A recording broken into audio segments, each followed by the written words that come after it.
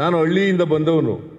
ನಮ್ಮ ಹಳ್ಳಿನಲ್ಲಿ ನೋಡ್ತಾ ಇದ್ದೆ, ಒಂದು ದಿನಕ್ಕೆ ಒಂದೇ ಹೊತ್ತು ಊಟ ಮಾಡ್ತಾ ಇದ್ದು ಕಾರ್ಮಿಕರು, ಒಂದು ಹೊತ್ತು ಮಾತ್ರ ಊಟ ಮಾಡ್ತಿದ್ರು. ಈಗ ಅದಕ್ಕೆ ನಾನು ಎಲ್ಲರೂ ಕೂಡ 2 ಹೊತ್ತು ಊಟ ಮಾಡಲೇಬೇಕು ಅಂತೇಳಿ ಅನ್ನಭಾಗ್ಯ ಕಾರ್ಯಕ್ರಮವನ್ನು ಜಾರಿ ತಗೊಂಡು, ನಾವೆಲ್ಲ ಹಳ್ಳಿನಲ್ಲಿ ಅನ್ನ ಉಣ್ತಿದ್ದು ಹಬ್ಬಗಳು ಬಂದರೆ, ಜಾತ್ರೆ ಬಂದರೆ, ನೆಂಟರು ಬಂದರೆ ಮಾತ್ರ. ಇಲ್ಲರ ಅನ್ನನೇ ಇಲ್ಲ ನಮಗೆ. ಐ ಡೋಂಟ್ ನೋ ಇಲ್ಲಿ ಎಷ್ಟು ಜನ ಇದ್ದಾರೆ ಗೊತ್ತಿಲ್ಲ ನನಗೆ ಅನ್ನ ಉಣ್ಣೋರು. ಅನ್ನ ನನಗೇನೆ ನಮ್ಮ ಮನೇಲಿ ಅನ್ನ ಮಾಡ್ತಿದ್ದದು. ನೆಂಟರು ಬಂದರೆ, ಹಬ್ಬ ಮಾಡಿದ್ರೆ, ಜಾತ್ರೆ ಮಾಡಿದ್ರೆ ಆಗ ಮಾತ್ರ ಅನ್ನ ಉಣ್ಣಿವು.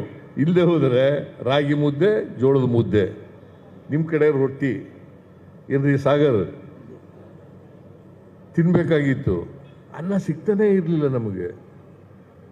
ನಾನು ಕಣ್ಣಾರೆ ಕಂಡದ್ದು ಪಾಪ ಬಡವ್ರ ಮನೆಯಲ್ಲಿ, ಈ ಕೂಲಿ ಮಾಡೋರ ಮನೆಯಲ್ಲಿ ಅವರು ಅನ್ನ ಮಾಡ್ತಿರ್ಲಿಲ್ಲ.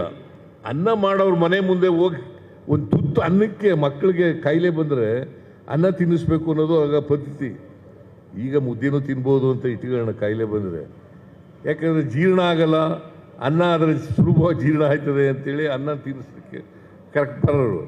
ನಾನು ಅದನ್ನು ಕಣ್ಣಾರೆ ನೋಡಿದ್ದೆ. ಅದಕ್ಕೋಸ್ಕರ ನಾನೇ ಅಧಿಕಾರಕ್ಕೆ ಬಂದಾಗ ಯಾರು ಕೂಡ ಹಸಿದು ಮಲಗಬಾರದು, ಎಲ್ಲರೂ 2 ಹೊತ್ತು ಊಟ ಮಾಡಲೇಬೇಕು. ಬಡವಾಗಲಿ ಬಲ್ಲಿದಾಗಲಿ, ಬಲ್ಲಿದ್ರೆ ಇಲ್ವೇ ಇಲ್ಲ ಬಿಡಿ, ಯಾರು ಕೂಲಿ ಮಾಡ್ತಾರೋ ಅವ್ರು ಮಾತ್ರ ಅನ್ನ ಉಣ್ಣವ್ರು. ಈಗ ಬಲ್ಲಿದ್ರೆಲ್ಲ ಕಾಯಿಲೆಗಳು ಬಂದ್ಬಿಟ್ಟು ಬೇರೆ ಬೇರೆ ಬಹುತೇಕ ಜನ ಕಾಯಿಲೆ ಬಂದ್ಬಿಟ್ಟಿದ್ದಾವೆ. ಈಗ ನನಗೆ ಶುಗರ್ ಕಾಯಿಲೆ ಬಂದ್ಬಿಟ್ಟಿದೆ. ಈಗ ನಾನು ಚಪಾತಿ ತಿಂತೀನಿ, ಅನ್ನನೇ ತಿನ್ನೋದಿಲ್ಲ, ಬಿಟ್ಬಿಟ್ಟಿದ್ದೀನಿ. ಈಗ